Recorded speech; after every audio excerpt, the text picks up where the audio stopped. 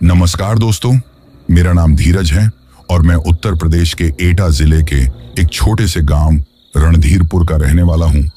रणधीरपुर एक छोटा सा गांव है जहां चारों तरफ खेत खलिहान और तालाब हैं और सबसे आखिरी छोर पर वो जगह है जहां से मेरी जिंदगी की सबसे डरावनी दास्तान शुरू हुई। वो जगह है शमशान घाट। दरअसल ये अब से 20 साल पहले की घटना है। उस वक्त मैं लगभग 17 से 18 साल का हुआ करता था। उस वक्त गांव में बचपन से ही मैंने उस शमशान घाट के बारे में अजीब अजीब तरह की बातें सुनी थी। लोग कहते थे कि रात को वहां मत जाना, वहां भूत प्रेत और चुड़ैल रहती हैं। जिसने भी उस तरफ जाने की कोशिश की वो कभी वापस जिंदा नहीं लौटा, और अगर किसी चुड़ैल की तो गलती से भी किसी पर पड़ जाए तो वो उसका पीछा छोड़ती नहीं। अब मैं ऐसी बात सुनकर डरता भी था लेकिन थोड़ा उत्सुक भी था।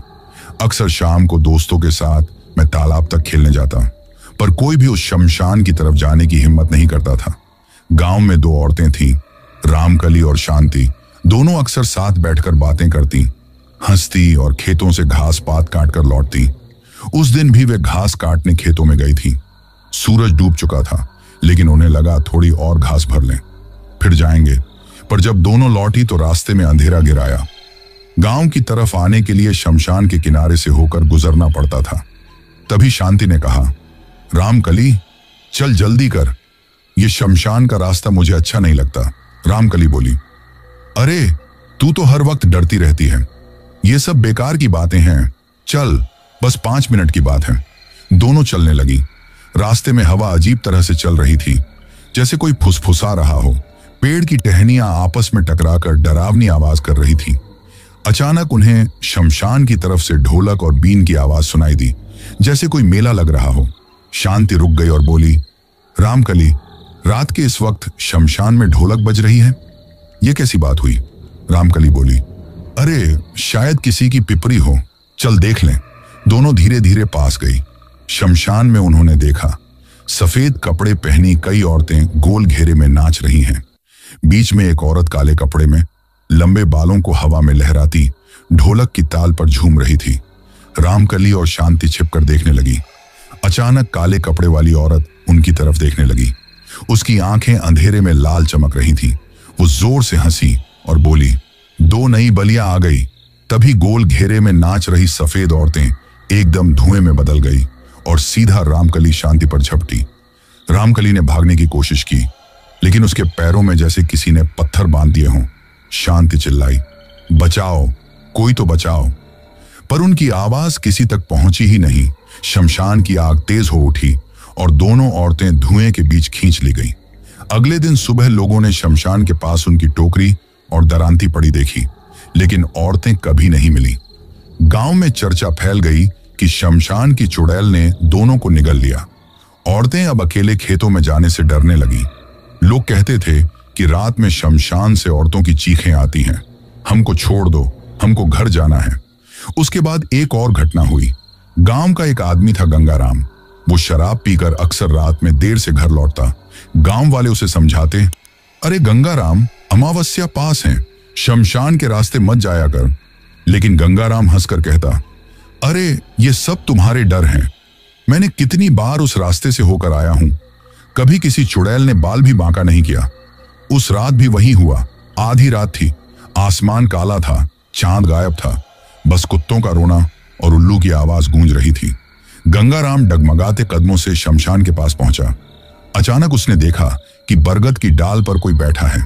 सफेद कपड़े, लंबे बाल और लटकती जीभ वाली परछाई देखकर वो हैरान रह गया।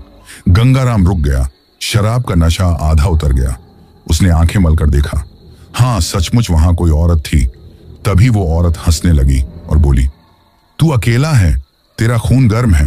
गंगाराम डरकर भागने लगा, पर तभी उसके पैरों के नीचे से जमीन जैसे दलदल बन गई। उसने देखा बरगद की जड़ें सांपों की तरह लिपटकर उसके पैरों को पकड़ रही थीं। चुड़ैल पेड़ से कूदकर सीधे उसके सामने आ गई। उसकी आंखें अंगारों जैसी जल रही थीं। वो बोली, आज तेरी बलि होगी। गंगाराम चीखने लगा कि तभी गांव से 2 आदमी मशाल लेकर आते दिखे। मशाल की रोशनी पड़ते ही चुड़ैल चीखकर धुएं में बदल गई और बरगद पर जा लटकी। गंगाराम किसी तरह बच गया, लेकिन उसके बाल सफेद हो चुके थे और वो महीनों तक बिस्तर से उठ नहीं पाया। इन घटनाओं से लोग बहुत डर गए। तभी एक नई घटना हुई। गांव में एक आदमी था, कल्लू लोहार। वो बहादुर माना जाता था। उसे लगता था कि चुड़ैल की बातें बस अफवाह हैं। एक दिन वो अपने औजार लेने देर रात शमशान के रास्ते होकर गया। उसने देखा कि शमशान में चिता जल रही है और 4 आदमी बैठकर मंत्र पढ़ रहे हैं। कल्लू पास गया और पूछा, अरे ये कौन मरा है जो रात को चिता जल रही है? स्विंगल एक आदमी बोला, आ जा भाई, बैठ जा, 7 मंत्र पढ़। कल्लू पास जाकर बैठ गया, लेकिन धीरे धीरे उसका दिल खंपने लगा, क्योंकि जीन चाहर आदमियों को वो देख रहा था। उनके पैर जमीन से ऊपर थे, वे तैरते हुए बैठे थे। अचानक चिता की लपटें और तेज हो गई और उसमें से वही चुड़ैल निकल आई। उसका चेहरा अधजला था, आंखें लाल थीं और जीभ लंबी थी। वो बोली, तूने मुझे देख लिया, अब तू मेरा होगा। कल्लू ने भागने की कोशिश की, लेकिन चारों भूत जैसे साए उसे पकड़कर घसीटने लगे। वो चीख रहा था, बचाओ, कोई है तो बचाओ। तभी मंदिर का पुजारी उधर से गुजरा। उसने हाथ में घंटी बजाई और जोर जोर से मंत्रों का जाप करने लगा। चुड़ैल चीखकर हवा में उड़ गई और भूत धुएं में बदल गए। कल्लू किसी तरह बच तो गया, लेकिन उसके बाद उसने कभी अकेले शमशान का रुख नहीं किया। शमशान गांव से थोड़ा दूर था। वहां जाने वाला रास्ता बिल्कुल सुनसान पड़ता था। चारों तरफ झाड़ झंखाड़, ऊंचे ऊंचे पेड़ थे और उनके बीचों बीच पुराना बरगद का पेड़, वही पेड़ जिसे लोग चुड़ैल का बसेरा मानते थे। एक बार की बात है, मैं और मेरा दोस्त रामलाल खेल खेल में तालाब से आगे निकल गए। अचानक हमें लगा कि आज हम शमशान की तरफ जा सकते हैं। रामलाल ने कहा, चलना, आज देख ही लेते हैं। इतनी बातें सुनी हैं तो इसमें सच्चाई क्या है, पता तो लगे। मैं घबरा रहा था, लेकिन अंदर कहीं रोमांच भी था। हम धीरे धीरे झाड़ियों के बीच से होते हुए उस बरगद के पेड़ तक पहुंचे। सूरज ढल रहा था, अंधेरा घिरने लगा था। जैसे ही हम पेड़ के पास पहुंचे, एक ठंडी हवा का झोंका आया। हमारे रोंगटे खड़े हो गए। हवा में एक अजीब सी सरसराहट थी, जैसे कोई कुछ धीरे धीरे कह रहा हो। अचानक पेड़ के ऊपर से खींखी करती हुई हंसी सुनाई दी। हम दोनों जड़ हो गए। रामलाल कांपते हुए बोला, ये तूने भी सुनी? मैंने सिर हिलाया, मगर आवाज बंद हो चुकी थी। हम डर के मारे बिना पीछे देखे भागे और सीधे गांव आकर दम लिया। उस दिन के बाद मैं कई रातों तक सो नहीं पाया। आंख बंद करते ही वही बरगद का पेड़, वही हंसी याद आ जाती। मां पूछती, स्विंगल क्यों बेटा, डर लग रहा है? मैं हाँ में सिर हिला देता, पर सच्चाई बताने की हिम्मत नहीं हुई। गांव में बुजुर्ग लोग अक्सर कहते, ये शमशान साधारण नहीं है, यहां एक औरत की आत्मा भटकती है। उसकी मौत अधूरी हुई थी, न चिता जली, न आत्मा को शांति मिली, तभी तो वो चुड़ैल बनकर यहां बैठी हैं। उनकी बातें सुनकर मेरा डर और गहरा हो जाता। कुछ ही दिनों बाद गांव में एक मौत हुई। पहली बार मुझे शमशान जाना पड़ा। रिश्तेदार की चिता जलानी थी, इसलिए सब लोग मिलकर गए। मैं डर डर कर भीड़ के साथ खड़ा था। आग जल रही थी, लकड़ियां चटक रही थीं। मुझे वहां बहुत डर लग रहा था। तभी वहां बरगद के पेड़ पर से कुछ आवाज आई। मैंने ऊपर देखा तो मेरी चीख निकल गई। वहां एक डरावनी परछाई एक डाल पर उल्टी लटकी झूल रही थी। उसकी आंखें मुझ पर टिकी थीं। मुझे यूं चिल्लाते देखकर चाचा ने मुझसे कहा कि क्यों चिल्ला रहा है। मैंने ऊपर पेड़ की तरफ इशारा किया तो उन्होंने देखा, और उनके साथ साथ सब लोगों ने देखा तो सबका यही हाल हुआ। तभी वो परछाई धम्म से कूदी और मेरी ओर लपकी, लेकिन मेरे चाचा ने मेरी बांह पकड़कर मुझे खींचा और मुझे अपने पीछे कर लिया। ये सीन सबने देखा। परछाई सबके सामने ही तो थी। सभी लोग चिल्लाते हुए गांव की ओर भागे। परछाई पीछे पीछे भागी। चाचा ने चिल्लाकर कहा था कि कोई भी पीछे मुड़कर मत देखना, जो देखेगा वही चला जाएगा। किसी ने भी पीछे मुड़कर नहीं देखा और सभी लोग हांफते कांपते घर लौटे। उस दिन सब लोग देर रात तक उसी की चर्चा करते रहे। रात में जब सब लोग खाना खा पी कर लेट गए और सोने लगे, चारों तरफ सन्नाटा हो गया तो मुझे डर लगने लगा। मुझे नींद नहीं आ रही थी और बाकी घर में सब लोग सो रहे थे। तभी अचानक पास के पेड़ से वही हंसी गूंजी खींची। मैं बहुत ज्यादा डर गया और भागकर मां के बिस्तर में घुस गया और मैंने उनकी ओढ़नी अपने चेहरे पर डाल ली। मां से चिपक कर लेटने से मुझे थोड़ी तसल्ली हुई। जब मेरा डर थोड़ा कमल हुआ तो मैंने धीरे से अपने चेहरे से ओढ़नी उठाकर पेड़ की तरफ देखा, जो दरअसल मेरे घर के बाहर था पर दिखता मेरे घर से था। मैंने ऊपर देखा कि पेड़ की शाखाओं पर लाल रंग की एक परछाई सी झूल रही थी। उसके लंबे बाल थे, चेहरा अधझला था और आंखें अंगारे जैसी लाल थी। मेरी सांस जैसे गले में अटक गई। क्या वो सचमुच वहां थी जिसे सब शमशान चुड़ैल कहते थे? उस घटना के कुछ ही दिनों बाद गांव में हलचल मच गई। गांव के बाहर कच्चे रास्ते के पास एक पूरा डेरा आकर रुका था। रंग बिरंगे तंबू थे, ढोल नगाड़े भी सब साथ में थे। इसका मतलब नाच गाना भी होगा। और सबसे आगे एक खूबसूरत बंजारन थी जो सबसे अलग ही चमक रही थी। उसकी खूबसूरती देखने लायक थी।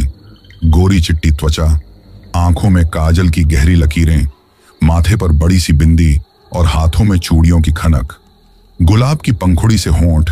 गांव के लड़कों से लेकर बूढ़े तक कहने लगे कि बिल्कुल हेमा मालिनी है। लगता है अभी फिल्मों में से निकलकर यहां आ गई हैं। उसकी चाल में ऐसा नशा था कि गांव के मर्द तो क्या औरतें भी देखते ही रह गईं।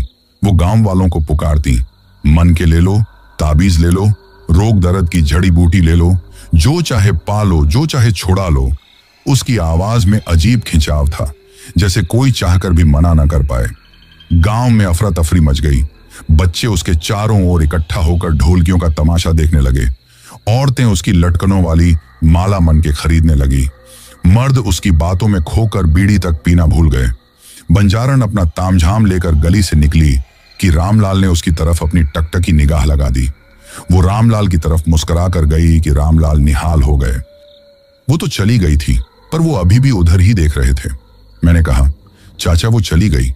रामलाल ने मुझसे कहा, अरे धीरज, ये तो बड़ी टप टप मालूम होती हैं।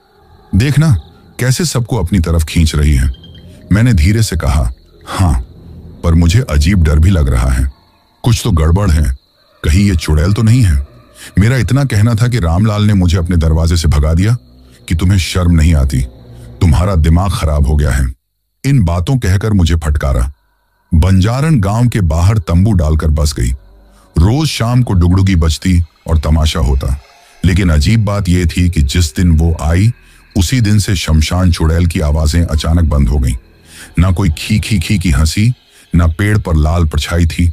गांव वाले खुश थे।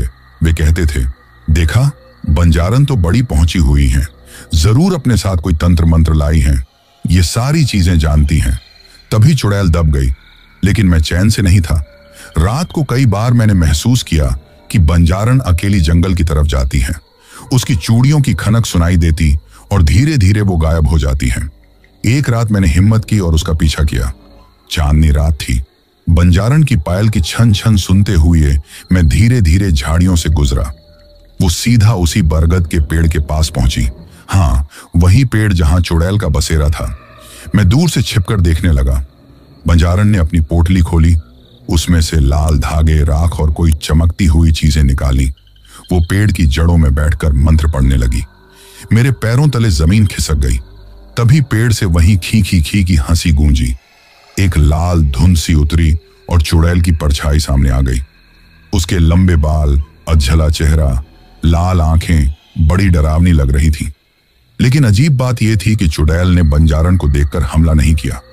उल्टे वो उसके सामने तन कर खड़ी थी और बंजारन उसके पैरों पर ऐसे झुक गई जैसे कोई नौकर अपनी रानी के आगे झुकता है। क्या ये बंजारन वही है जिसे चुड़ैल ने बांध रखा है? ये शमशान वाली चुड़ैल के लिए काम करती है, मगर ये उसके लिए कौन सा काम करती है? और उसे उस तरह रूप बदलने की क्या जरूरत है? अगले दिन से गांव में अजीब बदलाव आने लगे।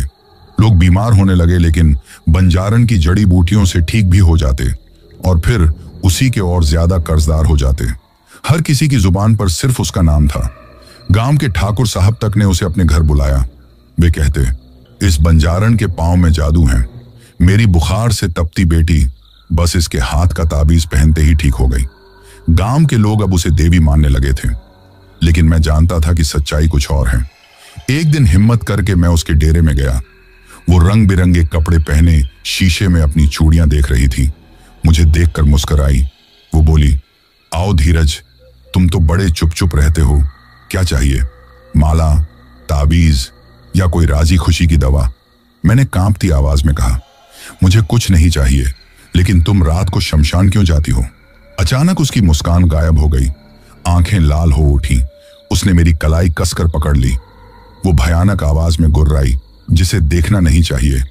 वो अगर देख ले तो उसकी आंखें हमेशा के लिए बंद हो जाती हैं, समझे?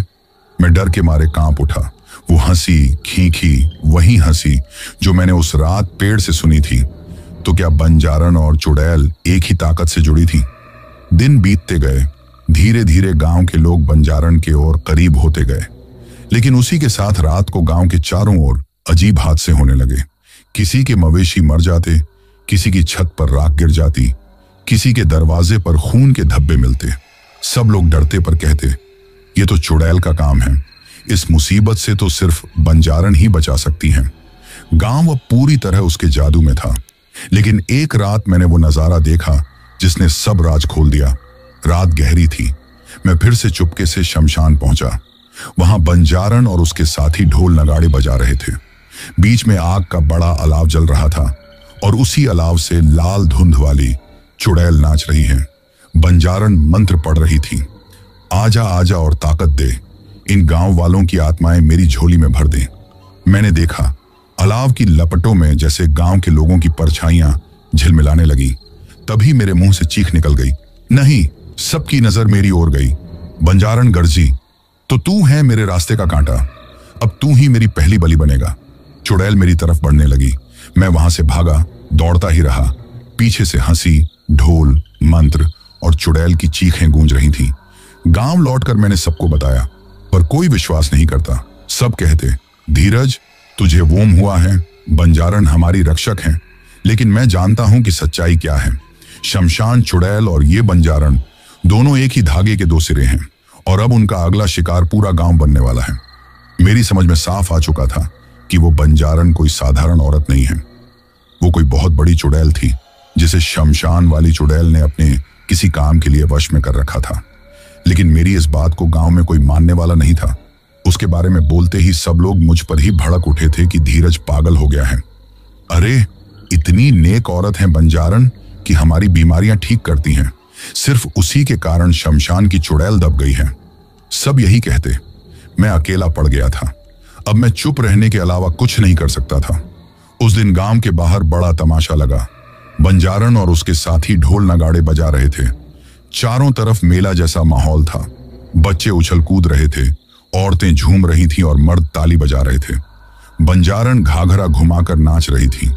उसके हाथों की चूड़ियां छनक रही थीं, लेकिन मैं गौर से देख रहा था कि उसकी आंखें बंद थीं और होंठों पर धीमे धीमे मंत्र फुसफुसा रही थीं। उसका नाच असल में कोई तंत्र क्रिया थी। अब मैं ये देखकर डर गया। मुझे लगा कि गांव में कोई अनहोनी होने वाली है। कुछ ना कुछ ऐसा जरूर है कि जो नजरों के सामने नहीं है, और जब सामने आएगा तब कोई कुछ नहीं कर पाएगा।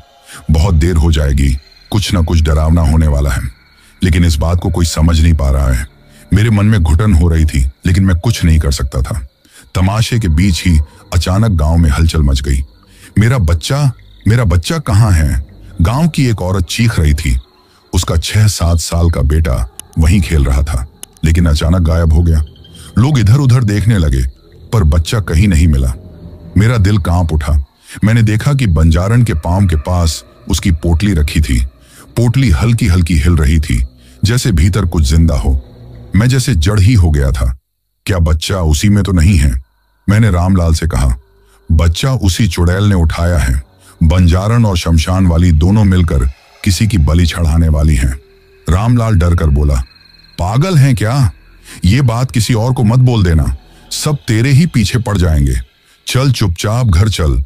लेकिन मैं कैसे चुप रहता? मेरी आंखों के सामने मासूम की जान का खेल हो रहा था। उस रात मुझे नींद नहीं आई। मैं छिपकर बंजारण के डेरे के पास जा पहुंचा। अंदर से मंत्रों की आवाज आ रही थी, आजा आजा, रक्त से बलि ले, इस मासूम की आत्मा से मुझे और शक्ति दे। मैंने देखा कि अलाव जल रहा था। बच्चे को रस्सी से बांधकर उसके सामने रखा गया था। उसके चेहरे पर आंसू बह रहे थे और वो मां को पुकार रहा था। बंजारण चुड़ैल की तरह गरज रही थी। इस समय उसका सुंदर रूप नहीं था। वो एक निहायत डरावनी चुड़ैल थी। और तभी पेड़ से वही लाल परछाई उतर आई, शमशान वाली चुड़ैल। दोनों आमने सामने थी। बंजारण मंत्र पढ़ रही थी और शमशान वाली चुड़ैल शाही अंदाज में बैठी थी। बंजारन चुड़ैल झुक झुक कर उसके आगे मंत्रों का अभिषेक कर रही थी। ये देखकर मेरी रूह कांप गई। मैं कांपते पैरों से घर भागा और मां को जगाने की कोशिश की। मां मां, वो बंजारन, वो बच्चा। लेकिन मां ने मुझे झिड़क दिया। तू फिर वही पागलपंती करने लगा? सो जा, सब झूठी बातें करता है। मैं अकेला था, लेकिन मुझे पता था कि अगर अभी कुछ नहीं किया तो मासूम की बलि चढ़ जाएगी। मैंने साहस जुटाया और एक जलती मशाल और गंगा जल लेकर वापस डेरे पहुंचा। मैंने सुना था कि गंगा जल पवित्र होता है। अगर छिड़क दो तो अशुद्ध आत्माएं भाग जाती हैं और आग से वो डरती हैं। बंजारन मंत्रोच्चार कर रही थी। रक्त की पहली बूंद गिरे और शक्ति का सागर उमड़े। मैंने चीख मारी। गंगा जल मैंने जलती हुई आग और दोनों चुड़ैलों पर फेंका था और मशाल मैंने उन दोनों पर फेंक दी। उनके कपड़ों पर आग भभक उठी। बंजारन चीखी, कौन है? किसने ये साधना भंग की है? साथ ही साथ दोनों चीखती हुई वहां से भागी और है रद्दंगेज ढंग से उछलकर वहीं एक पेड़ पर उल्टी लटक गई और वे दोनों जोर जोर से डरावनी आवाज में रोने लगी। इस बीच में मैंने जान की बाजी लगाते हुए बच्चे की रस्सी काटी और उसे उठाकर भागा। पीछे से चुड़ैल की डरावनी चीख और बंजारन का डरावने ढंग से रोना ही गूंज रहा था। मेरा दिल धड़क रहा था। मैं हाँफ गया था। किसी तरह मैं उस बच्चे को लेकर उसके घर पहुंचा और वहां जाकर मैं गिर पड़ा। मेरे मन में दहशत ही इतनी भर गई थी। इस बीच में बच्चे के घर वाले उसको ढूंढते ढूंढते थक चुके थे। उसकी मां लगातार रोए जा रही थी। जब से उसका बच्चा गुम हुआ था तब से उसने 1 मिनट को चैन नहीं लिया था। बराबर रो रही थी और अपने बच्चे को ढूंढ रही थी। मैंने बच्चे को उसकी मां तक पहुंचाया तो वो मेरे पैरों में गिर पड़ी। मैं भी अपने घर आकर दो गया, लेकिन उस बच्चे की मां ने एक काम यह किया कि तुरंत ही अपने बच्चे के लिए और मेरे लिए वो एक सिद्ध तांत्रिक बाबा से ताबीज बनवा कर लाई। एक उसने बच्चे की बांह पर बांध दिया और एक मेरी बांह पर। उसने मेरे सिर पर हाथ फेरते हुए कहा कि उनसे दूर रहना बेटे, तुमने मेरे इकलौते बच्चे को बचाया है, सावधान रहना। अब मैं यहां से जा रही हूं। वो उसी दिन अपने मायके चली गई। बाकी गांव वालों ने मुझ पर शक किया। किसी ने मेरी बात ही नहीं मानी। सबने एक सुर से यही कहा, तू झूठ बोलता है धीरज, ये सब तेरी बनाई कहानी है। लेकिन मैं जानता हूं कि मैंने क्या देखा। बंजारन की असली शक्ति अभी पूरी तरह सामने नहीं आई थी और मुझे पूरा यकीन था कि वो फिर आएगी और इस बार सिर्फ एक बच्चे के पीछे नहीं पड़ेगी। उसका निशाना पूरा गांव होगा। गांव में सब लोग बंजारन रूपा के दीवाने हो चुके थे। रूपा कोई साधारण औरत नहीं थी। उसकी आंखों की काजल भरी झपकी, उसके नाचते समय चूड़ियों की छनक और होंठों की धीमी मुस्कान से गांव के सीधे साधे लोग तो क्या, चालाक और शातिर लोग भी पागल हो जाते थे। गांव का एक नामी चोर था कल्लू। चोरी डकैती करके पैसे कमाता और अकड़ में घूमता। उसके परिवार में भाई भाभी के अलावा कोई नहीं था। माँ बाप पहले ही गुजर चुके थे। भैया भाभी से उसका कोई वास्ता नहीं था। लेकिन जब उसने पहली बार रूपा को देखा तो मानो उसके पैरों तले जमीन खिसक गई। अब वो हर समय रूपा की ही माला जपने लगा। सोते जागते हर समय उसे रूपा ही नजर आती। कल्लू के दोस्त उस पर हंसते थे। अबे कल्लू, तू तो रूपा पर लट्टू हो गया है। कल्लू कहता, हाँ रे, ये औरत कोई साधारण नहीं। इसके पास बैठने से ही दिल को सुकून मिलता है। वो रोज रोज रूपा के तंबू में जाने लगा। कभी उसे महंगी चुनरी दे आता, कभी रुपए की थैली। रूपा भी अपनी अदाओं से उसे और फंसाती। वो मीठी आवाज में कहती, कल्लू, तू तो बड़ा नेक दिल आदमी है, मेरे लिए कोई भी काम कर सकता है ना। कल्लू उसकी बातों में पिघल जाता। धीरे धीरे अमावस्या का दिन नजदीक आया। गांव में उस दिन बड़ा मेला लगता था। रंग बिरंगे झूले, मिठाई की दुकानें, ढोल नगाड़े, नाच गाना, इन चीजों से हर तरफ रौनक थी। लेकिन इस बार मेले की जान थी रूपा। उसका नाच देखने के लिए इतनी भीड़ उमड़ी कि लोग धक्का मुक्की करने लगे। ढोलक गूंज रही थी। रूपा घाघरा घुमा घुमा कर नाच रही थी और उसकी आंखें किसी एक शख्स पर टिकी थीं और वो कल्लू था। कल्लू मदहोश होकर ताली बजाता रहा। लेकिन उसी रात जब मेला खत्म हुआ, कल्लू अचानक गायब हो गया। लोगों ने सोचा, अरे कल्लू तो चोर था, कहीं भाग गया होगा, किसी पर चोरी का इल्जाम होगा, इसलिए गांव छोड़ दिया। कल्लू का कोई अपना था भी नहीं, इसलिए किसी ने उसकी गुमशुदगी को गंभीरता से नहीं लिया। लेकिन मुझे पता था ये सब रूपा का खेल है। मैंने अपनी आंखों से देखा था। मेला खत्म होते वक्त कल्लू रूपा के तंबू में गया था और उसके बाद कभी वापस नहीं आया। कल्लू की बात लोग भूल ही गए थे कि फिर वही शोर शराबा, वही तमाशा हुआ और फिर अचानक जग्गू दादा गायब हो गया। जग्गू दादा गांव का दबंग था। उसके गायब होने से अब गांव वाले चौंक गए। सब इस बात की चर्चा करने लगे, ये क्या हो रहा है?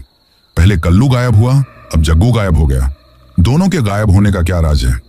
लोग धीरे धीरे कहने लगे, ये सब अमावस्या को ही क्यों होता है? और हर बार आखिरी बार किसने देखा? रूपा के तंबू के पास ही। मुझे अब यकीन हो गया कि रूपा इन लोगों को गायब करके शमशान वाली चुड़ैल को बलि चढ़ाती है। कल्लू और जग्गू दोनों की आत्माएं अब उस चुड़ैल के हाथों में होंगी। मैंने सोचा, अगर अगली अमावस्या को किसी और की जान जानी है तो मुझे सबूत जुटाना ही होगा, नहीं तो पूरा गांव एक एक करके रूपा की बलि चढ़ता रहेगा। मैं इसे रोकूंगा। गांव में बंजारन रूपा के आने के बाद से हर कोई उसके पीछे पागल था। कोई उसकी जड़ी बूटियों को दवा समझकर खरीदता, कोई उसकी मुस्कान में खो जाता, कोई उसके नाच को देखकर दीवाना हो जाता। लेकिन मैं उसकी हकीकत को जानता था, लेकिन मेरी बात कोई मानता नहीं था। एक घटना ने मेरे शक को और गहरा कर दिया।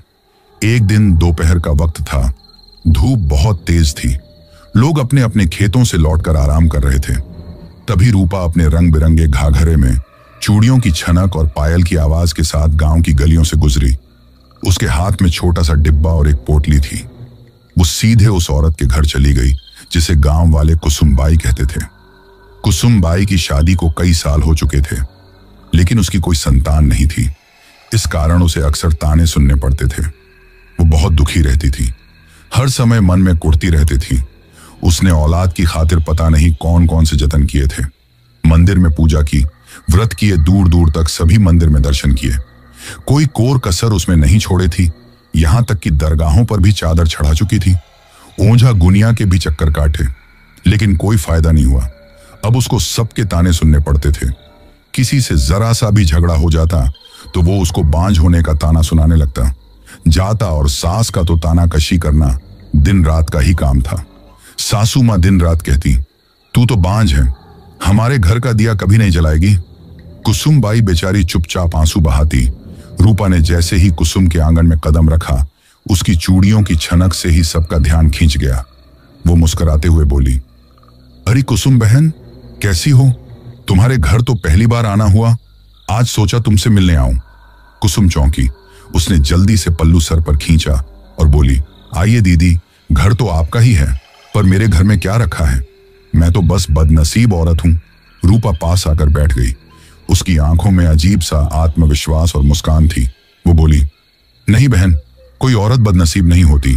नसीब को बदलने वाली चीजें भी होती हैं, और वो चीजें मेरे पास हैं। कुसुम ने कांपते स्वर में पूछा, आपका मतलब बच्चा? रूपा ने धीरे से उसकी हथेली पकड़ ली और बोली, हाँ बहन, बच्चा। तुम्हें मां बनाने की ताकत मेरे पास है, बस विश्वास करना होगा। रूपा ने अपनी पोटली खोली। उसमें से एक छोटी सी डिबिया निकाली जिसमें हरी भूरी जड़ी बूटियां भरी थीं। वो बोली, ये जड़ी हिमालय की गुफाओं से लाई हुई हैं। इसे रोज पानी में घोलकर पीना, तुम्हारा गर्भ खुद ब खुद भर जाएगा। लेकिन वो थोड़ा रुककर कुसुम की आंखों में देखने लगी। इस जड़ी के बदले तुम्हें एक वादा करना होगा। कुसुम घबराई हुई बोली, वादा? कैसा वादा? रूपा ने उसके कान के पास झुककर धीमी आवाज में कहा, जब अमावस्या की रात आए तो तुम मुझे अपने आंगन की तुलसी के नीचे एक दीपक जलाकर चुपचाप रखना, बिना किसी से कहे। और उस रात कोई भी मंत्र तंत्र जो मैं दूं उसे मानना होगा, तभी ये जड़ी काम करेगी। कुसुम के चेहरे पर आशा की चमक आ गई। उसने सोचा, अगर इससे मेरा आंगन हंस पड़े तो मैं कुछ भी कर लूंगी। उसने रूपा के हाथ पकड़ लिए और खुश होकर बोली, हाँ दीदी, मैं सब करूंगी, बस मुझे भी एक बच्चा दे दो। मैं दूर से दीवार के पीछे से ये सब देख रहा था। रूपा की चालाकी मेरे सामने खुली थी। वो कुसुम जैसी निसंतान औरतों की कमजोरी का फायदा उठाकर उन्हें अपने जादू में फंसा रही थी। मैंने देखा कि जब रूपा जड़ी बूटी पकड़ा रही थी तो उसकी आंखें लाल चमकने लगी थी, जैसे अंगार जल रहा हो।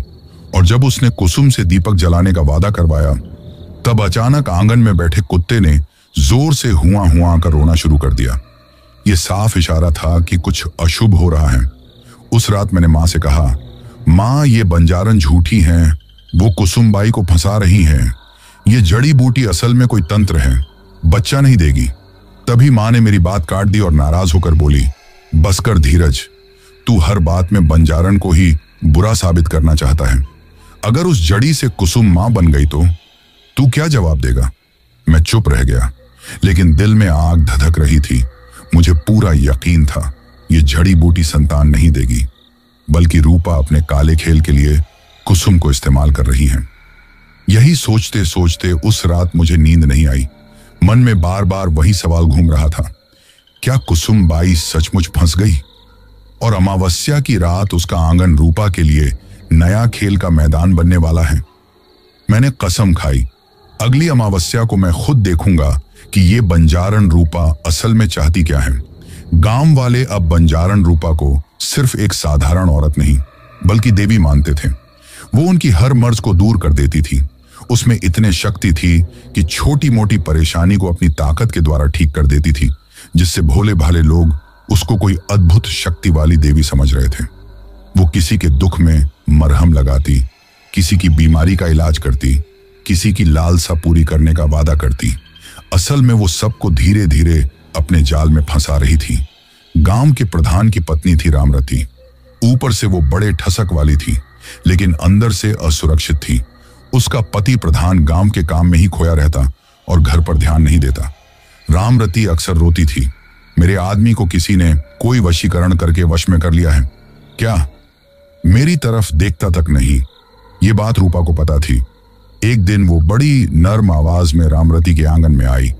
उसने सिर झुकाकर रामरती से कहा, अरे बहन, तेरे चेहरे पर तो उदासी साफ झलक रही है, क्या हुआ? रामरती ने धीरे से कहा, क्या बताऊं दीदी, मेरा पति अब मुझसे दूर दूर रहता है, जैसे मैं उसके लिए कोई मायने ही नहीं रखती। रूपा ने मुस्कुराते हुए अपनी पोटली से एक शीशी निकाली। उसमें लाल रंग का गाढ़ा द्रव था। वो बड़े राज भरे अंदाज में बोली, बहन, ये वशीकरण का रस है, इसे रोटी पर छिड़क कर अपने पति को खिला देना। देखते ही देखते वो तुझ पर जान छिड़कने लगेगा। रामरती की आंखों में चमक आ गई। उसने बिना कुछ सोचे समझे रुपए निकालकर रूपा के हाथ पर रख दिए। अगर ये सच हो गया ना, तो मैं तेरे चरण धो धोकर पीऊंगी। रूपा मुस्कुराई और बोली, बस विश्वास रख, सब होगा। गांव में खेमू नाम का एक मजदूर था। उसका छोटा बेटा कई महीनों से बीमार पड़ा था। दवा दारू सब कर चुके थे, लेकिन कोई असर नहीं हो रहा था। एक दिन खेमू रोता हुआ रूपा के तंबू में गया और बोला, दीदी, मेरा बच्चा दिन रात तड़पता है। डॉक्टरों ने जवाब दे दिया, तुम ही दया करो। रूपा ने उसकी आंखों में देखा और बोली, भाई, मैं तेरे दर्द को समझती हूँ। इस जड़ी बूटी को बच्चे के नहाने के पानी में डाल देना, फिर उसके गले में ये ताबीज बांधना, तेरा बेटा हंसता खेलता हो जाएगा। खेमू के आंसू थम गए। उसने पोटली और ताबीज को माथे से लगाकर धन्यवाद किया और बोला, तुम तो साक्षात देवी हो दीदी। अगर मेरा बेटा ठीक हो गया तो मैं जिंदगी भर तुम्हारा गुलाम रहूंगा। रूपा ने अपनी आंखें बंद कर ली, जैसे कोई साध्वी तपस्या कर रही हो, लेकिन उसकी मुस्कान मुझे हमेशा खतरनाक लगती। गांव के जवान लड़के भी अब रूपा के जाल में आने लगे। एक दिन 4-5 लड़के उसके तंबू में पहुंचे। उनमें से एक बोला, दीदी, कोई ऐसी चीज दो कि वो गोरी सोना मेरी तरफ देखे। बरसों से उसके पीछे घूम रहा हूं, पर वो मानती ही नहीं।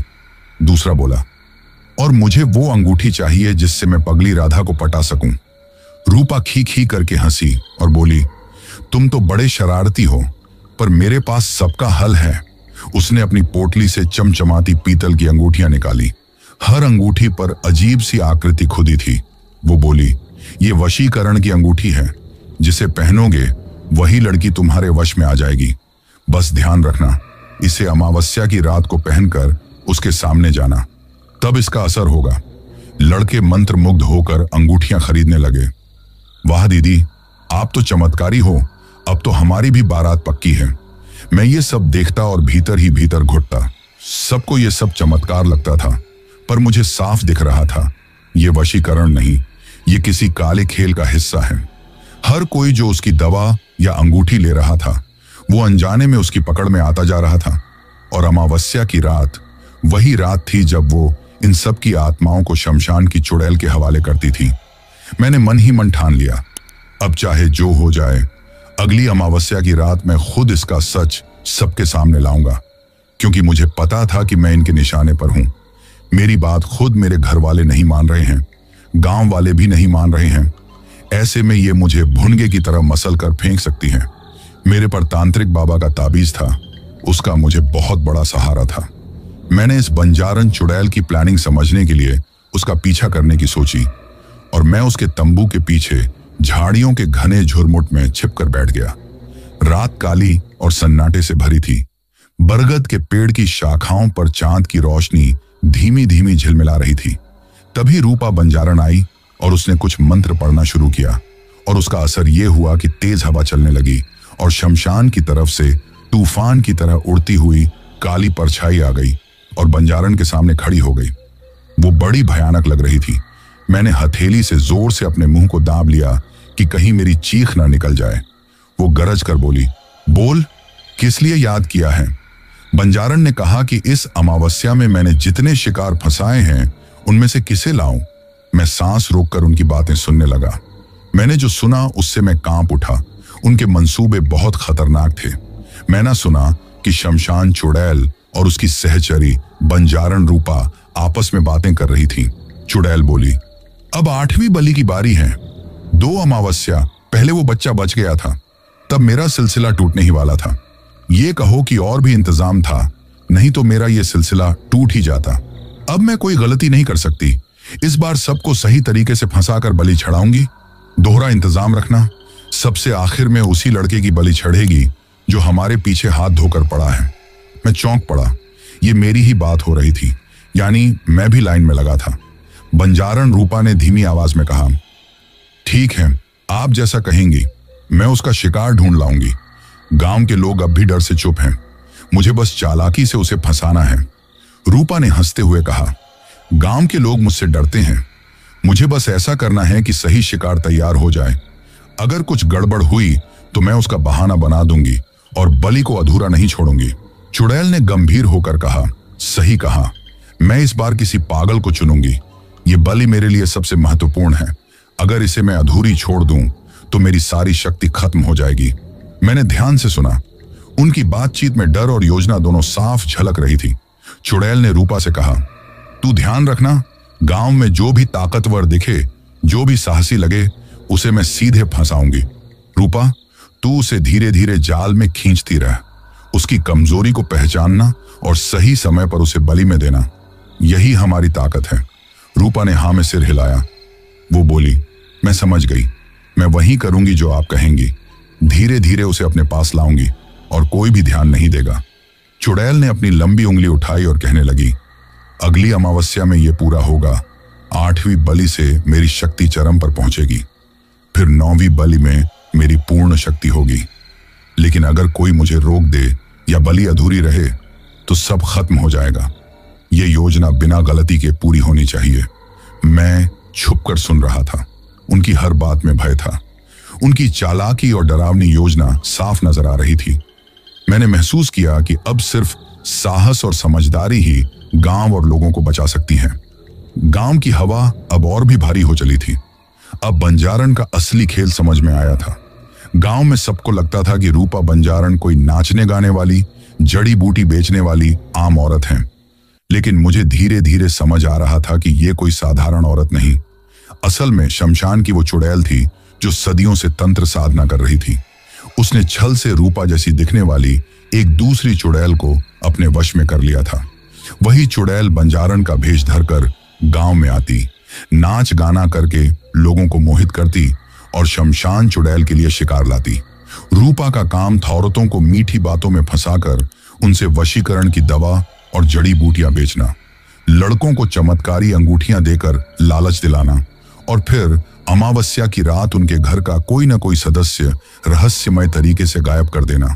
शमशान चुड़ैल को अपनी विशेष साधना पूरी करने के लिए 9 बलियां चाहिए थी। कहा जाता था कि यह साधना अगर पूरी हो गई तो उसकी ताकत कई गुना बढ़ जाएगी और फिर वो पूरे गांव पर राज करेगी। अब तक उसने 7 बलियां चढ़ा दी थी। 2 बच्चे थे, एक चोर कल्लू, जग्गू दादा और 2 औरतें जो चुपचाप गुम हो गई। गांव वाले समझ ही नहीं पा रहे थे कि ये लोग कहां गायब हो रहे हैं। कोई कहता था कि चोर थे, कहीं भाग गए। कोई कहता देवी नाराज हो गई हैं। लेकिन असलियत सिर्फ मुझे दिख रही थी और अमावस्या का दिन फिर से आ पहुंचा। कुत्तों के लगातार रोने, बरगद पर बैठे उल्लुओं की टिहुक और रात को दिखने वाली अजीब परछाइयों ने लोगों के दिलों में डर बो दिया था। लेकिन असली राज सिवाय मेरे अभी किसी को नहीं पता था। गांव में अमावस्या की रात हमेशा ही डरावनी मानी जाती थी। चारों तरफ कुत्तों का रोना एक अशुभ संकेत होता था और उल्लू की आवाज तो मानी हुई अपशकुनी है। ऊपर से बरगद की शाखाओं पर उड़ते चमगादड़ भूतिया माहौल बना रहे थे। अभी इस गांव में ये सारी डरावनी चीजें थीं। गांव वाले आमतौर पर उस रात जल्दी जल्दी घर में दुबक जाते थे, लेकिन इस बार माहौल अलग था क्योंकि बंजारन रूपा ने ऐलान किया था कि अमावस्या की रात उसके तंबू में विशेष पूजा और चमत्कार होगा। जिसे देखना है वो आ सकता है। मुझे अंदाजा हो गया था कि वो गांव वालों के सामने अपना देवी होने का ढोंग करेगी, चमत्कार दिखाएगी, फिर कुछ ना कुछ ऐसा करेगी कि फिर सब रोएंगे। शाम ढलते ढलते गांव के बाहर जहां रूपा का डेरा था वहां मशालों की रोशनी जगमगाने लगी। ढोल नगाड़ों की थाप बज रही थी। बंजारन के साथी बंजारे आग का खेल दिखा रहे थे। गांव के लड़के, औरतें, बूढ़े सब तमाशा देखने आए थे। हर किसी को विश्वास था कि आज चमत्कार होगा।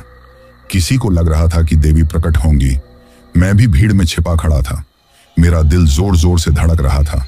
अचानक तंबू से धुएं के गुब्बार के साथ रूपा बाहर आई। वो लाल घाघरा पहने हुए थी। उसके माथे पर काला तिलक लगा हुआ था और हाथ में चमकती हुई त्रिशूल जैसी छड़ी थी। उसकी आंखें किसी अजगर की तरह चमक रही थीं। भीड़ से आवाजें आई, जय हो देवी मां, दीदी हमारी मुराद पूरी करो। रूपा ने नाचना शुरू किया। उसके पायल की छन छन और ढोल की थाप मिलकर अजीब सा सम्मोहन पैदा कर रहे थे। धीरे धीरे गांव वाले भी उसके नाच में खोने लगे। वे सब ताली बजा बजा कर झूम रहे थे। मैंने देखा कि वे सब उसके वशीकरण में आ चुके थे। प्रधान की पत्नी रामरती, जिसने वशीकरण की दवा ली थी, वो रूपा की ओर मंत्रमुग्ध होकर देख रही थी। खेमू का बेटा, जिसे जड़ी बूटी दी गई थी, वो मां की गोद में निढाल पड़ा था। उसका चेहरा पीला पड़ चुका था। गांव के कई लड़के, जिनके हाथों में रूपा की दी हुई अंगूठियां थीं, पागलों की तरह उसके इशारों पर ताली बजा रहे थे। मुझे साफ दिख रहा था कि ये सब उसके जाल में पूरी तरह फंस चुके थे। मैं अपने सामने इतने लोगों का कत्ल होते हुए कैसे देख सकता था? अब मेरे सामने दो ही रास्ते थे। या तो मैं चुपचाप जाकर बैठ जाऊं और इन लोगों को मरते हुए देखूं, दूसरा रास्ता यह था कि मैं इसका विरोध करूं और लोगों की जान बचा लूं। दोनों ही तरीके से मुझे तो मरना ही था, क्योंकि सबसे पहले तो मैं ही उसकी निगाहों में आ चुका था और जहां तक मेरा अंदाजा था सबसे आखिरी बलि मेरी ही होने वाली थी। ऐसा आज तक हुआ ही नहीं कि कोई किसी आत्मा की निगाहों में आ जाए और बच जाए। वो मुझे अभी तक क्यों छोड़े हुए थी, ये मेरी समझ में नहीं आ रहा था। लेकिन इतना जरूर समझ में आ रहा था कि मुझे मरना है, इसलिए मेरा डर खत्म हो चुका था। डर भी एक सीमा तक ही होता है। दिन रात आदमी डर डर कर जीता है, तो वो भी एक तरीके से रोज मरना ही हो जाता है।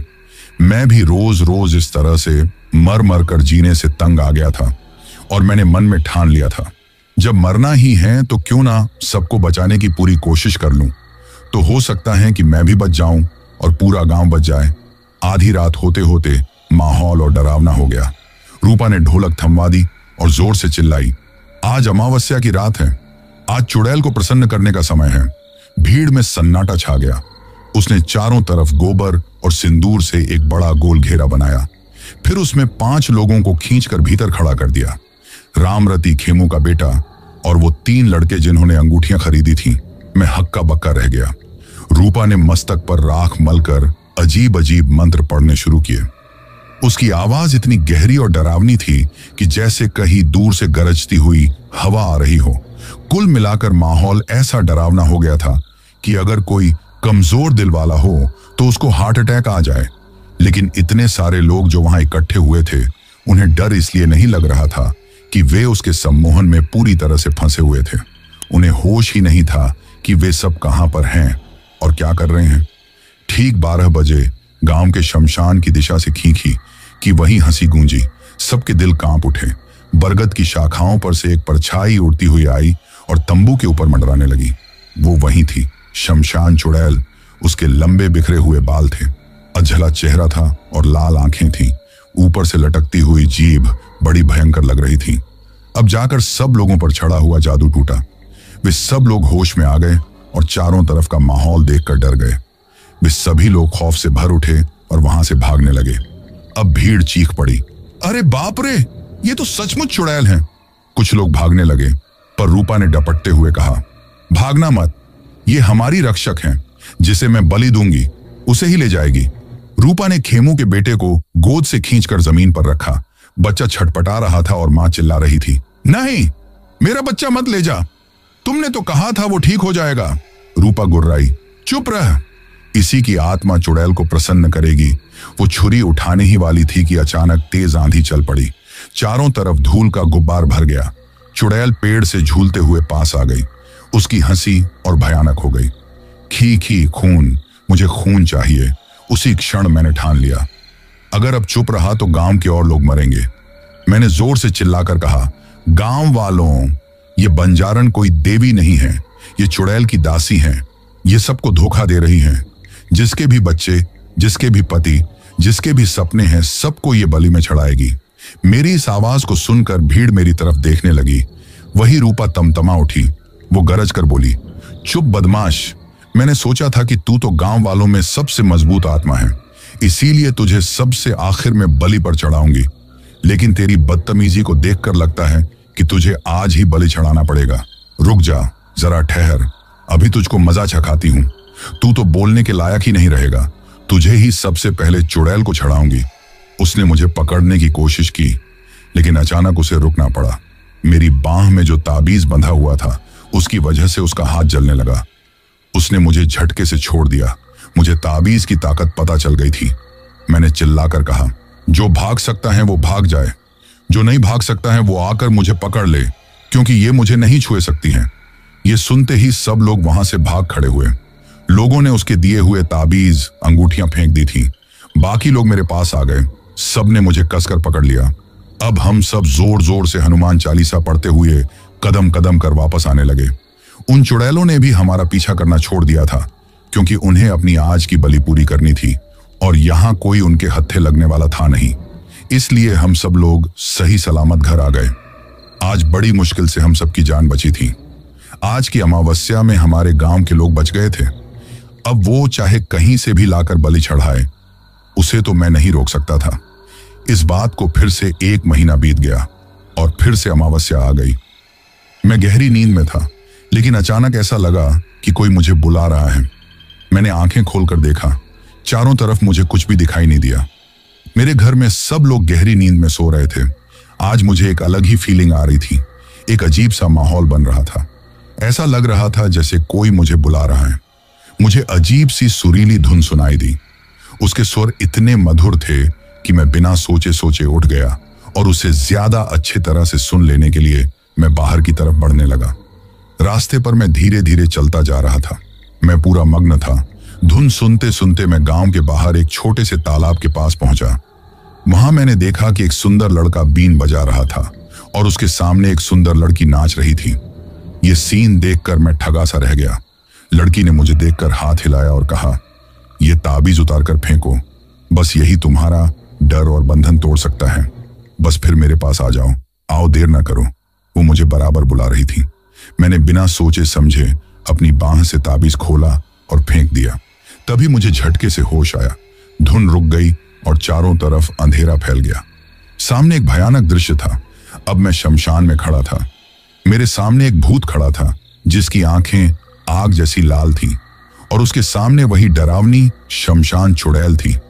उसकी डरावनी हंसी गूंज उठी, यानी चुड़ैल ने मुझे मायाजाल रचकर बुलाया था और जो ताबीज आड़े आ रहा था, उसी की वजह से ये मायाजाल रचना पड़ा था। चुड़ैल ने मुझे अपनी ओर खींचा। मेरा दिल तेज तेज धड़कने लगा। उसने धीमी और डरावनी आवाज में कहा, तुम्हें यहां आखिरी बलि के लिए लाया गया है। मैं कांपते हुए पीछे हटने की कोशिश करता रहा, लेकिन उसकी पकड़ अटूट थी। तभी मैंने देखा, बंजारन रूपा एक और शिकार लेकर आई। वो शख्स पागल था। उसकी आंखें अंधेरी सी थीं और उसका शरीर कांप रहा था। मैं उसे देखकर चौंक गया। उसने मुझे इशारे से शांत रहने को कहा। चुड़ैल ने रूपा से कहा, यह बलि सही समय पर पूरी होगी। 8वीं बलि तो चढ़ ही गई। अब आज ये साधना समाप्त होती है और अब ये मेरी शक्ति को पूर्ण करेगी। मैं ये सब देख रहा था, पूरे गांव ने अब मेरी मदद करने की ठान ली थी। रामरती, खेमू और कुछ गांव वाले मेरे पास आए। असल में हुआ यह था कि मेरे आने के बाद मेरी मां की नींद खुल गई। उन्होंने देखा कि मैं वहां मौजूद नहीं हूं, तो उन्होंने चिल्ला चिल्ला कर पूरे गांव को इकट्ठा कर लिया और पूरे गांव को सारी बात बताई। तो सभी लाठियां, मशाल और हथियार लेकर दौड़ पड़े और थोड़ी देर में वहां आकर जमा हो गए। चुड़ैल ने जल्दी से पागल शिकार को घेर लिया और मुझे भी उसके पास खड़ा कर दिया। शायद उसे डर था कि कहीं मैं हाथ से निकल न जाऊं तो ये पागल काम आएगा। उन्हें क्या पता था कि ये पागल तो बम का गोला है। चुड़ैल की उसकी लाल आंखें मुझे घूर रही थीं। उसका चेहरा अधझला, बाल बिखरे हुए। वो धीरे धीरे बोली, अब तुम मेरी आखिरी बलि बनोगे और ये पागल शिकार मेरी शक्ति को और बढ़ाएगा। रूपा ने भी पास खड़े होकर पागल शिकार को नियंत्रित किया। उसकी हंसी डरावनी और भयानक थी। मैं महसूस कर रहा था कि अगर अब गांव वाले और मैं जल्दी कुछ कदम नहीं उठाएंगे तो सब खत्म हो जाएगा। मैंने धीरे धीरे अपने मन में योजना बनाई। अब साहस दिखाना ही बचने का रास्ता था। गांव वाले मेरे पीछे थे। सबकी आंखों में आग और हिम्मत थी, लेकिन चुड़ैल और रूपा की ताकत भी चरम पर थी। लाल आंखें, पागल शिकार और शमशान की ठंडी हवा, सब मिलकर डर और रोमांच का ऐसा माहौल बना रहे थे कि सांस लेना भी मुश्किल हो गया। मैं जानता था कि अगर अब हम सही समय पर हमला करें तो ये आखिरी बलि अधूरी रह जाएगी और उनकी सारी शक्ति खत्म हो जाएगी। और उसी समय मैंने देखा कि एक अनजाने तांत्रिक बाबा धीरे धीरे झाड़ियों के पीछे से धीरे धीरे आ रहे थे। उन्हें किसी ने भी आज तक नहीं देखा था। उनके हाथ में त्रिशूल और रुद्राक्ष की माला थी। उनका शांत लेकिन शक्तिशाली चेहरा मुझे और गांव वालों को उम्मीद दे रहा था। बाबा ने धीरे धीरे मंत्र पढ़ना शुरू किया। इससे हवा भारी हो गई, मशालें झिलमिलाने लगी। चुड़ैल और रूपा घबराने लगी। पागल शिकार मुस्कुराने लगा। वो पागल और कोई नहीं बल्कि तांत्रिक बाबा खुद थे। उन्होंने गांव वालों से कहा, डरो मत, मेरे गुरुजी आ गए हैं। आने वाले तांत्रिक उनके गुरु थे। मैंने गांव वालों की ओर देखा। सभी अब मेरे साथ थे। हमने तय किया कि साहस दिखाकर और बाबा के मंत्रों की मदद से हम अब इन चुड़ैलों की शक्ति को खत्म करेंगे और अपनी जान बचाएंगे।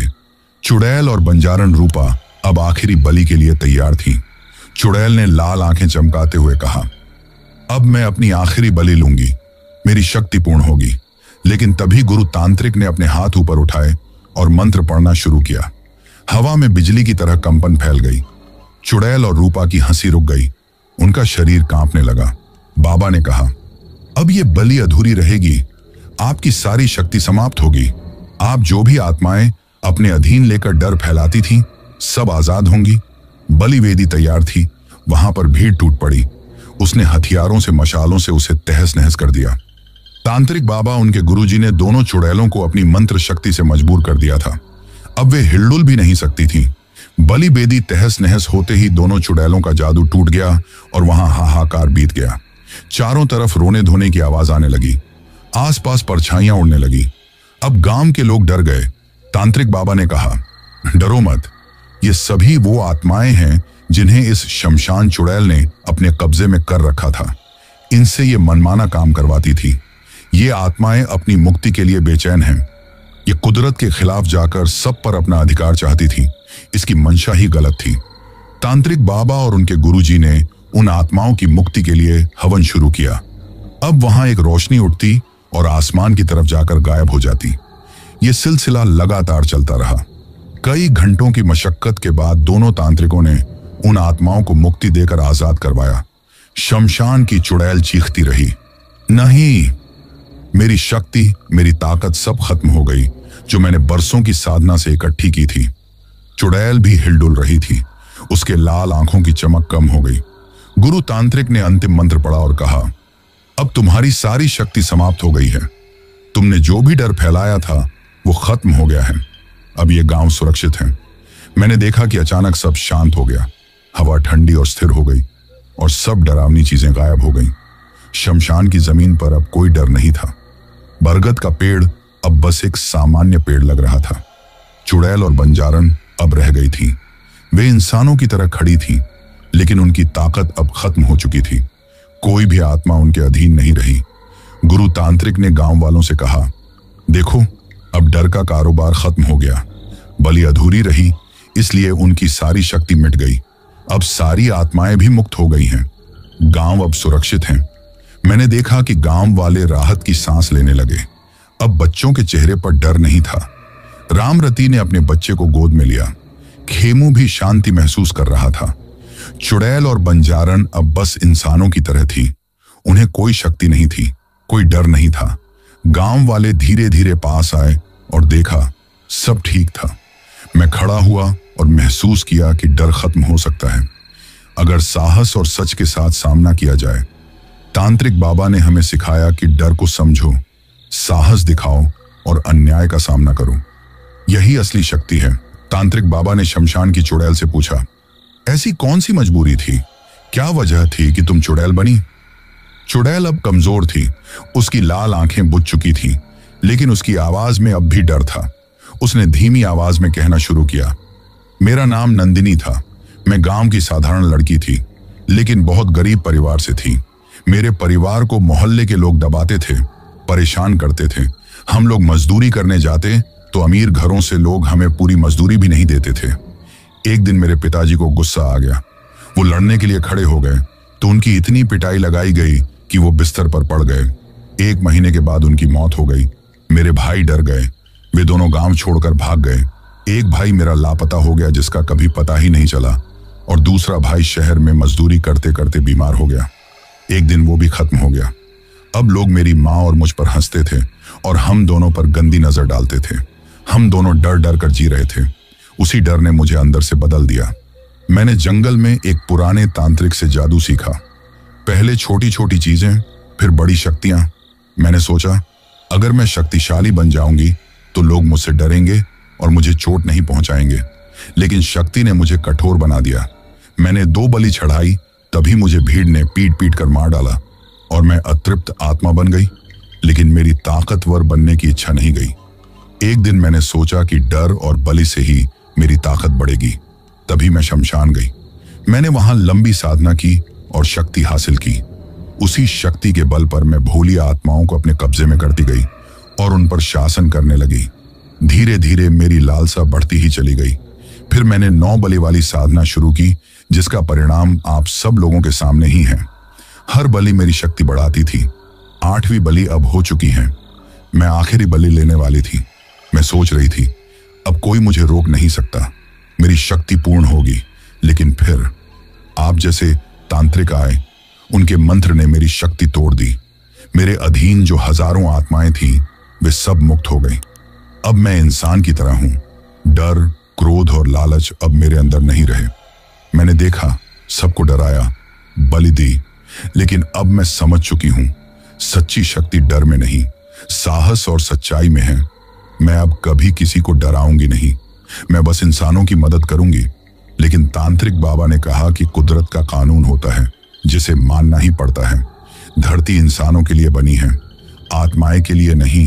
उनकी मुक्ति ही उनका जीवन है, जिससे उन्हें नया जन्म मिले और वे फिर धरती पर आए। मैं तुम्हारी मुक्ति के लिए हवन करता हूं। इस बात को सुनकर दोनों ही खुश हो गई। उन दोनों के चेहरे पर शांति थी।